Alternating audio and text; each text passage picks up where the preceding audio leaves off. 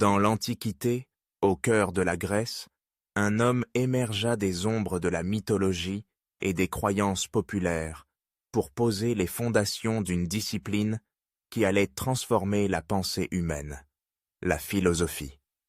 Cet homme, souvent considéré comme le père de la philosophie, est Thalès de Milet. À une époque où les explications du monde reposaient principalement sur des récits divins et des mythes, Thalès a osé regarder au-delà, cherchant des réponses dans la nature même des choses. Thalès naquit vers 624 avant notre ère dans la ville de Milet, une cité prospère de la côte ionienne.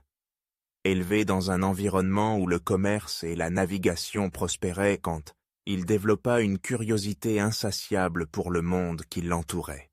Contrairement à ses contemporains, qui attribuaient que les phénomènes naturels à des caprices divins, Thalès s'interrogea sur les principes fondamentaux qui régissaient l'univers.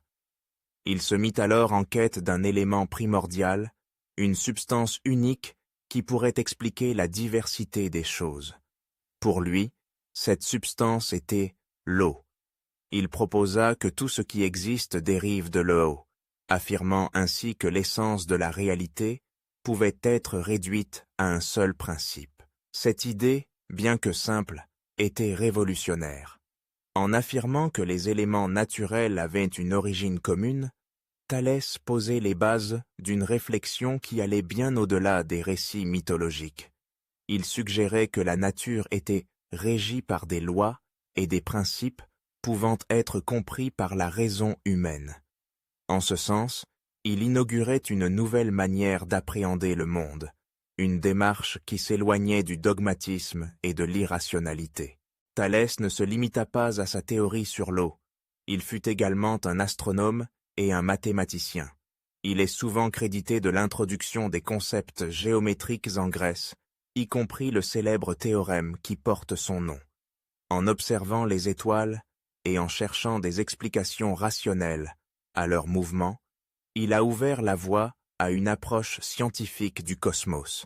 Son intérêt pour les mathématiques et la géométrie illustre son désir de comprendre non seulement la nature physique, mais aussi les structures sous-jacentes qui la régissent.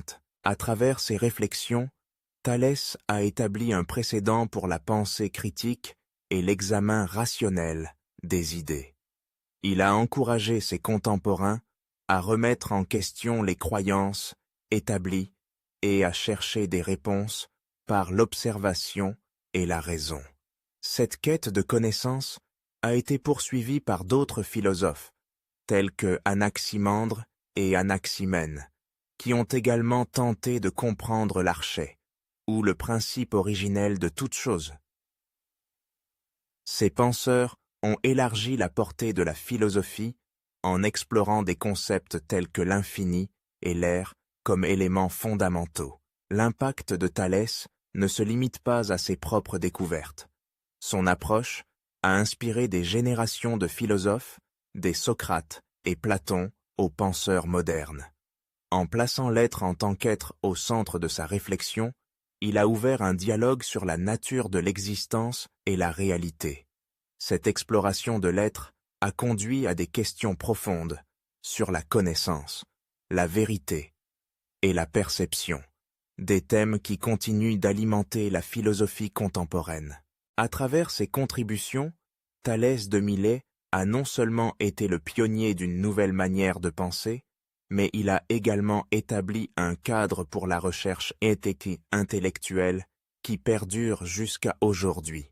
Son héritage reste vivant dans chaque question que nous posons sur le monde, chaque tentative d'expliquer l'inexplicable et chaque effort pour comprendre notre place dans l'univers. En ce sens, il est non seulement le père de la philosophie, mais aussi le catalyseur d'une aventure intellectuelle qui n'a jamais cessé de fasciner l'humanité.